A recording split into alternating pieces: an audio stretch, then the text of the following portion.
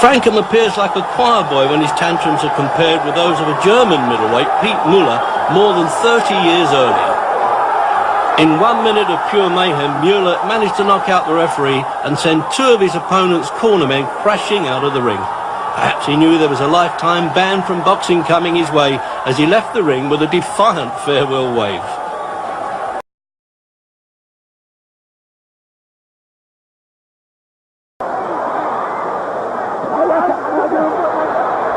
What happened here? He got bit, I think. Evander Holyfield, look out! He's pushed right here, above us by Tyson. He's got bit in the ear. Oh my goodness, he's got a bloody right ear. Holyfield bit by... Mike, keep your eye on Mike. Mike has just... See, look at him. You can see it. You can see it. There it is. I can't believe what I'm seeing, fellas. Through real slow motion, Mike gets in a headlock. And look at this. He just reaches in and bites him. It's over. It's over. During that replay...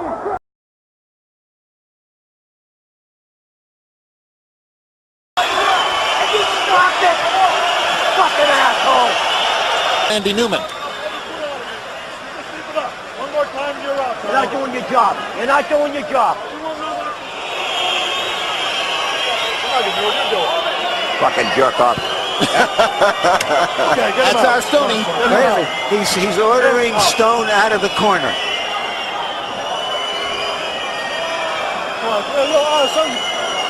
Harold Letterman, our in-house historian, is saying that this is unprecedented in his view. He does not remember a trainer ever being thrown out of a corner. I'll sue you for every fucking thing you got, you fucker. What a class act. And so now John Ruiz will go the rest of the way, apparently, without his trainer in his corner.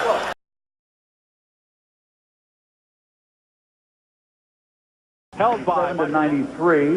That's the same score from Melvina Lathan, 97-93. All for the winner by unanimous decision, Richard the Alien Grant. So Butler's number 8 ranking is going to take a hit. Richard Grant in the mild upset. A unanimous decision victory. Oh, look at this. Butler. Whoa!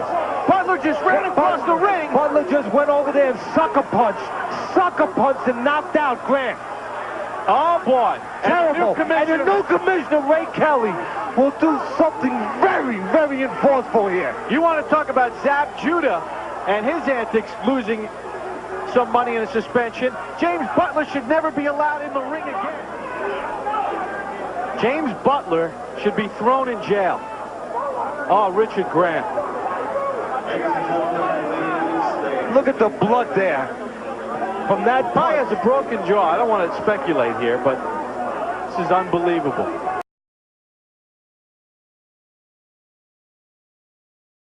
The first unforgettable meeting at Haringey Arena in 1946 between that brave British bulldog Freddie Mills and the equally courageous and determined Russian-American Gus Lesnovich. We'll take just a moment off from the fight preliminaries to take a look at the two chief seconds. Well, as you'd see, they're identical twins, so the boxers could be forgiven if they go to the wrong corner at the end of the round. And that's my dear old dad in Lesnovich's corner. And in the opposite corner, his brother, my uncle Jack Guttridge, who incidentally was the father of the old wrestling master Jackie Pallow. Relatively speaking, I'm proud to claim that they were the greatest seconds in the game.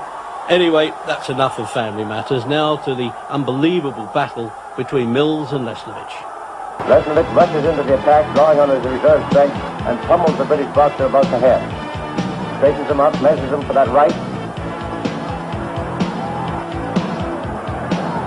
Right crosses and left hooks, and finally Mills goes down for the second time.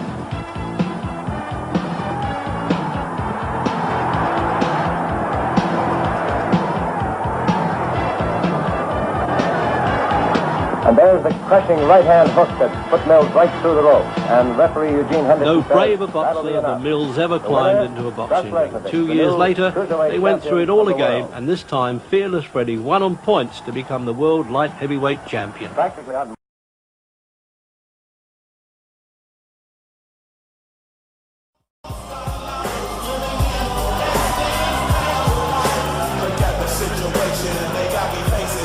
That is gold.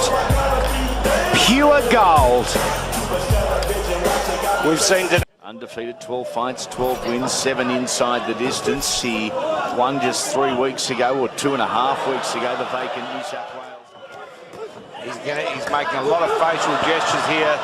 Didn't have a big shot camp, but he's getting hit with some big punches from Ahmed Dib, and you know he's only going to be able to take so much of this, I can tell you.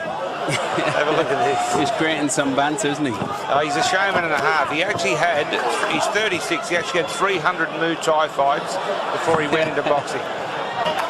He's making a good show of it, though. Couple maybe, yeah, keep him up a bit.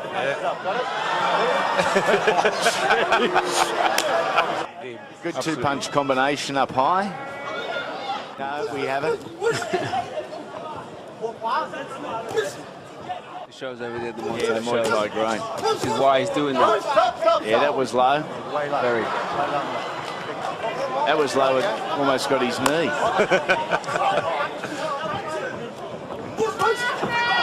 Danapa happy doing what he's doing and not necessarily winning a whole lot. Ranked just outside the top 1,000, so he's looking. Shouldn't laugh. Oh, big overhand right by Danapa.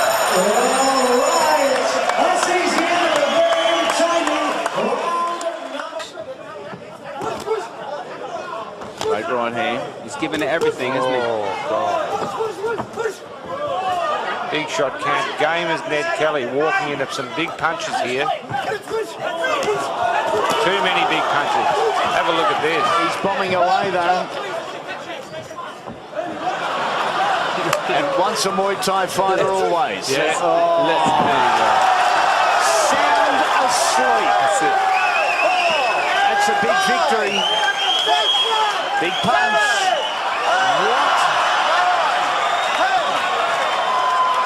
What? That was a flop if I've ever seen one. I've never seen that before. That was a flop and a half. He thought he'd given the crowd enough. You watch it in replay. He knew exactly what he was doing then. Wow. And then started doing push-ups and then jumped up at 9.5. So I think Let's try and figure this out, eh? Boom, there's the big right hand down the pipe. And another one coming soon. Oh, there was the turn. That was the one that did all the damage. He went down hard. Yeah, no, I think you watch it. He had his arm hand across his face. You watch. He starts doing. He's foxing. I'm telling you. Look, if you've been knocked out, you don't do that. And it's one of the most bizarre sequences of events I think I've ever seen. Look, he was going to get.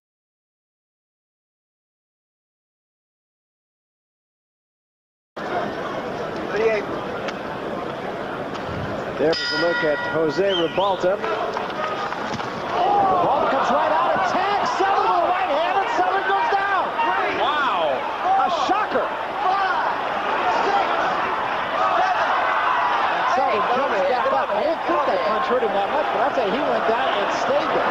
Was that a complete ploy? Bizarre if that's true. It's a ploy. It cost him a round almost for sure. That is bizarre. I have never seen that in 10-plus years of announcing boxing. I think he did that on purpose. Wow, that's bizarre. With his best shot, you were aware, right? There it is, yeah. Pretty good shot, now that you look at it again. And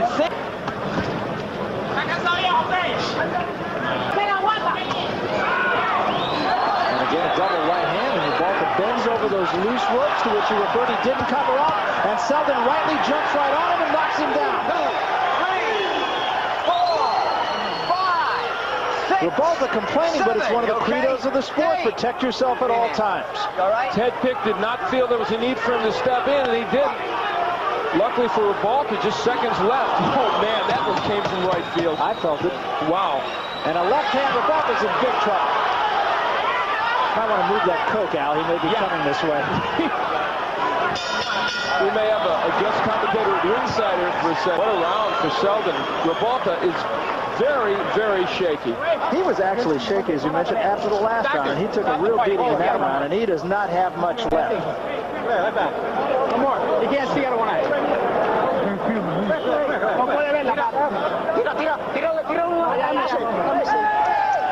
It's over. Well, Bruce Selden administering this kind of punishment, and this is what ultimately leads to the stoppage of this fight. Bruce Selden says, I can still punch, I'm going to do it. Bruce Pick did not step in, and Selden put Revolta down, and ultimately that contributes to this fight being over. And you might have heard when Jose Revolta went back to his corner, he said, I can't see. So I don't know if he got a thumb in the eye or if it was from a punch or whatever, but Revolta's corner says that's enough. And Bruce Selden has scored what has to be put in the category of impressive win. And impressive if...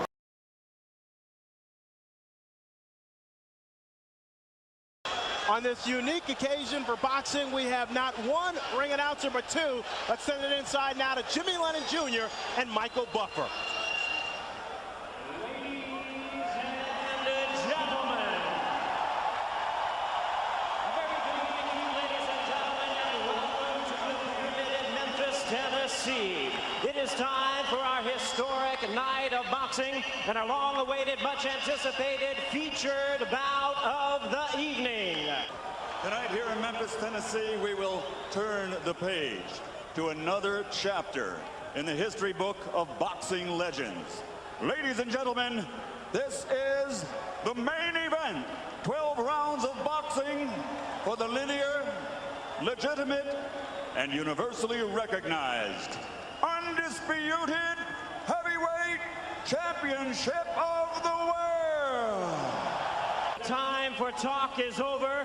The time to fight is here. It's the time we've all been waiting for. Live from the Pyramid in Memphis, it's fight time! Introducing to you first the challenger. On my right, he is fighting out of the blue corner, entering the ring wearing his traditional solid black trunks and hailing from Catskill, New York. He weighed in at 234 1/2 pounds with a record of 49 wins, 3 losses, 2 no contests. He has 43 big wins coming by way of knockout.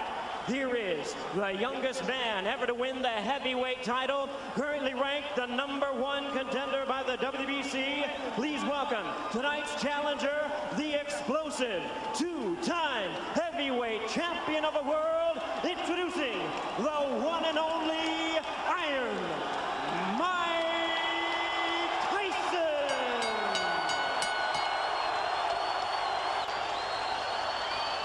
And hiding out of the red corner, wearing white, trimmed with red letters, and officially weighing 249 1/4 pounds. He captured Olympic gold in 1988. Now, as a professional, he has 39 victories, including 30 knockouts and 3 world titles.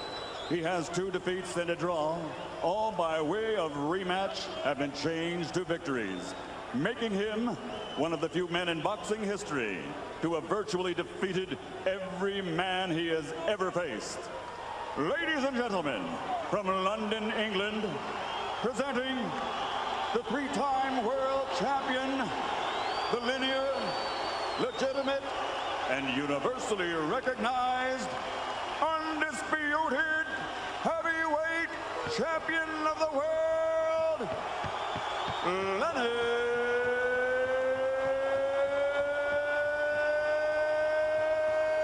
Lewis. Only one will pass from heavyweight greatness to heavyweight legend. So now there's only one thing left to say. Ladies and gentlemen, let's get ready to rumble!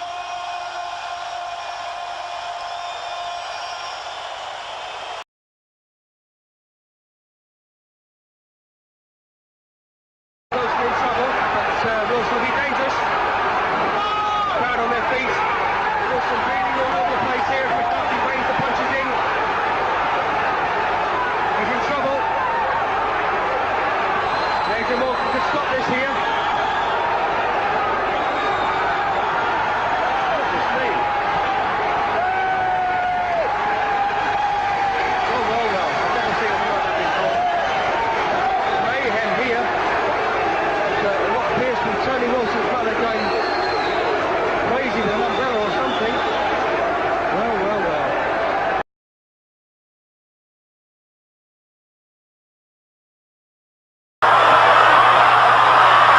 on instead of...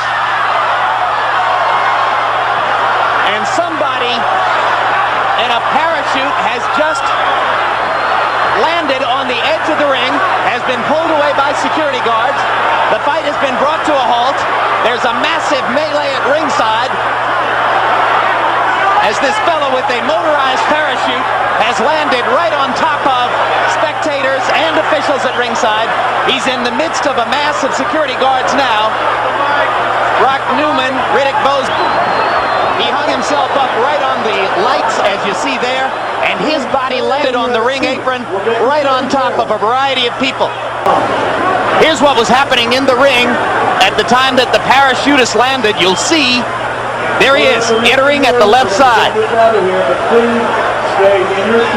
And you see people backing away and trying to avoid the capsule and the motorized contraption attached to it.